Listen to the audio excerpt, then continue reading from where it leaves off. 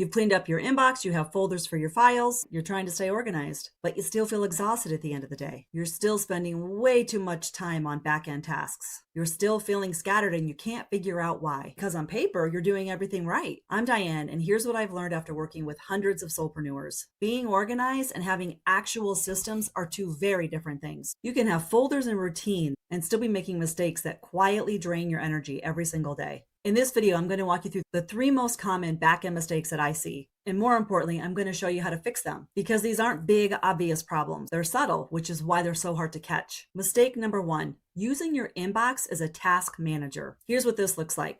An email comes in asking you to do something, review a document, schedule a meeting, follow up with a client. And instead of adding that task to a task management system, you just leave it in your inbox as a reminder. So now your inbox isn't just for communication, which is what it's intended for. It's also your to-do list, your filing system, your memory. And here's why this is draining your energy. Every time you open up your inbox, your brain has to make all of these micro decisions. Is this something I need to respond to? Something to file? Something I need to do? When do I do it? How urgent is it? And then your inbox becomes this chaotic mix of communication, action items, and things you're trying to remember. And your brain has to sort through this every single time you check your email. This is cognitive overload and it is exhausting. Here's the fix. Email is for communication. That's it. When an email requires an action from you, you have 2 options. Option 1, if it takes less than 2 minutes, do it right now and archive the email. Schedule that meeting, review and respond to the document or the question in the email, archive it, and you're done. Option 2, if it takes longer than 2 minutes, add it to your actual task management system and archive the email. This could be a simple digital to-do list, a project management tool, even just a simple notebook. It doesn't matter what system you use. What matters is that tasks live in one place and communication lives in another. Because when you separate those two, your brain doesn't have to work as hard. You're not constantly reevaluating what every email means. You process it once, move it to where it belongs, and you're done. This one shift alone will change how email feels for you. Mistake number 2, digital hoarding without a system. And I say this with love because I did it for years. Here's how this happens. You download a PDF, you save a screenshot, you create a document, and you think to yourself, I might need this someday. So you save it somewhere on your desktop, in Dropbox, some random Google Drive.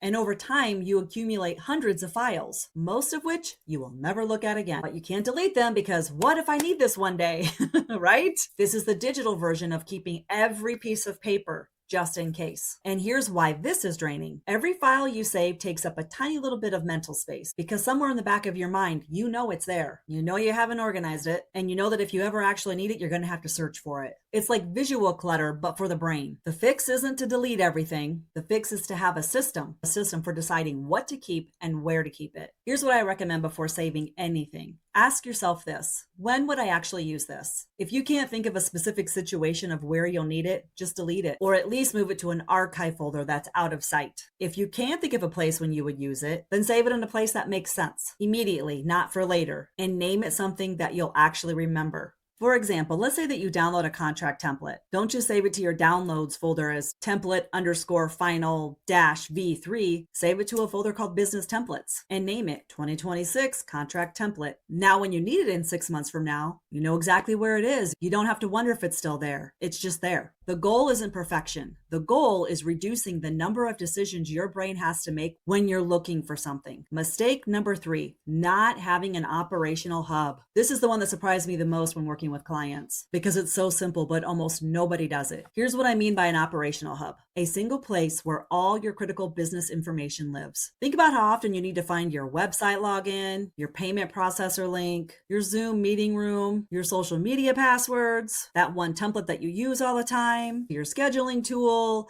a link to a YouTube video you created. Where do you keep all of that right now? If you're like most people, it's scattered. Some passwords are saved in your browser. Links are bookmarked. Some are in your emails that you have to search for every single time. So when you need something, you have to stop what you're doing and go hunt for it. And every time you hunt, you lose that momentum, lose focus, and you definitely lose energy. An operational hub solves this. It's just one page or a document where everything lives. It could be a Google Doc, a Notion page, a spreadsheet. It doesn't have to be fancy. It should have links to all your important tools, your SOPs for repetitive tasks, your brand assets, logos, colors, fonts, your key contacts, and any templates that you use regularly. This takes maybe an hour to set up, but it saves you hours in the future because instead of searching for something, you just go to your hub. Everything you need is in one place. This is what I mean when I talk about systems supporting your energy. When you're not constantly searching, your brain can relax. You can move through your work without friction. And who doesn't want that? Here's what all three of these mistakes have in common. They're invisible. You don't realize that you're using your inbox as a task manager. You don't realize that you're spending mental energy on your digital clutter. You don't see how much time you're losing when constantly searching for the same things that you use over and over again. Because these things happen in the background. They're small, they're subtle, but they add up. And here's another thing they all have in common. They're all affecting your nervous system. Every time your brain has to make an unnecessary decision, it's using energy. Every time you can't find something, your stress response activates slightly. Every time you feel scattered, your body responds. This is what I mean when I say that your back-end chaos affects your internal state. It's not just about productivity. It's about how your body feels when you're trying to do your work. The good news is that all three of these are fixable, and they don't require you to become a different person. They just require you to build better systems. I had a client who was a business coach that was making all three of these mistakes. Her inbox was chaos. She had over 5,000 unread emails, several of them being tasks that she was just trying to remember to do. Her digital files were everywhere. She'd spend 15 to 20 minutes just looking for a document. She didn't have an operational hub. So every time she needed to log into something or to find a link, she'd search her email or Google it or message her VA and ask. When we first talked, she said, I feel like I'm spending my entire day just keeping track of things. So we moved her tasks out of email and into a task management system. We organized her files with a clear folder structure and naming convention, and we created her operational hub in Notion with everything that she needed in one place. 3 weeks later, she told me she felt like a different person. Not because she was suddenly more organized, she said, but because she wasn't expending energy on back-end chaos anymore. She could focus on her actual work, her clients, her content. She said that it was actually like being able to think clearly again. And that just warms my heart because that's what happens when you fix these three things. You get your mojo back.